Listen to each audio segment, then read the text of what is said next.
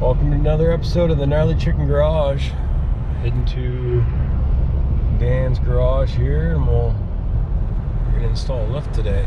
Small little level.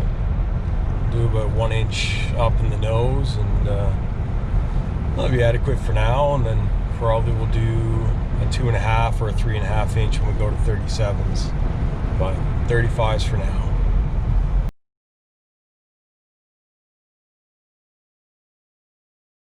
Today we're going to be installing a Teraflex leveling kit.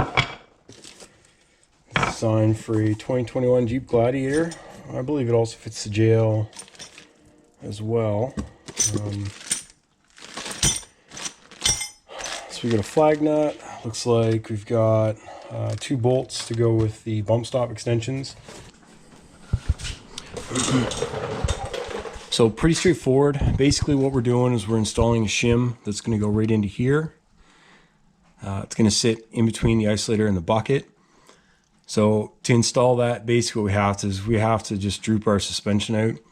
I've got my sway bar disconnected through the motor. I'm going to unhook the lower part of the shock.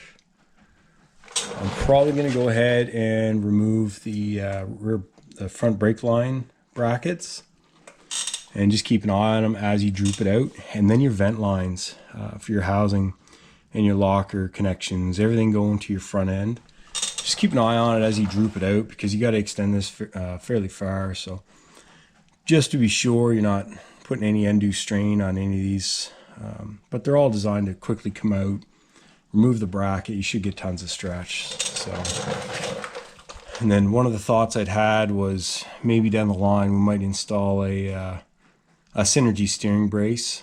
This 21 does have the steel steering box, but it couldn't hurt. The boys over at Synergy do a hell of a good job testing their products. If you've seen any of the JK experience videos from this year, boys, they run it. They do a great job. So anyways, I'll get to it and I'll keep you updated. All right, so we got the lower brake bracket disconnected, pulled out of the top. We get the shock off on the lower. We're ready to droop this side out, make sure the disconnect's done, and see if we can get this spring out. We've got the lift spacer in place. It's indexed. You can see the little nipples sticking out at the top. Shock's back on. Brake line's connected. Locker connection is hooked back up.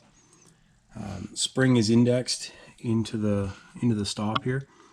You have to make sure you get that right. And then I'm gonna do the sway bar linkage. Just gotta play with the jack a little bit, get the height right, and put it in place there. Not a big deal. So, all right. So I've got the spring removed. We've got the Teraflex 1 inch already indexed in the isolator.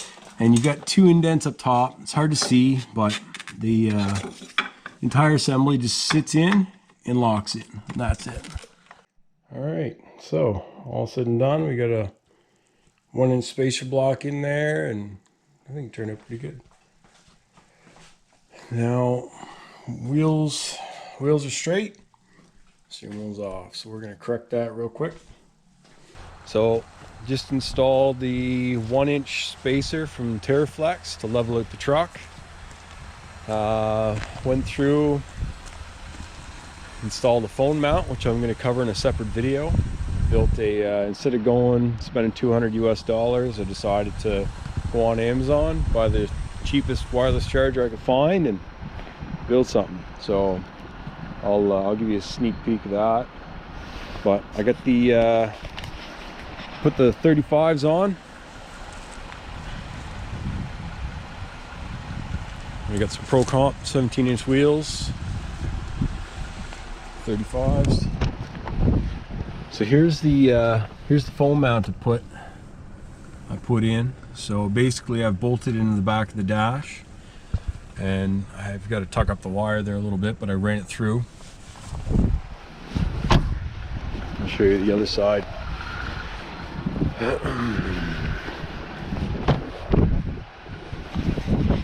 So basically what I've got in here. It's a mess, all my charging, my headlamp and stuff, but got my charging hub there. The wiring's running through the dash up to my wireless charger.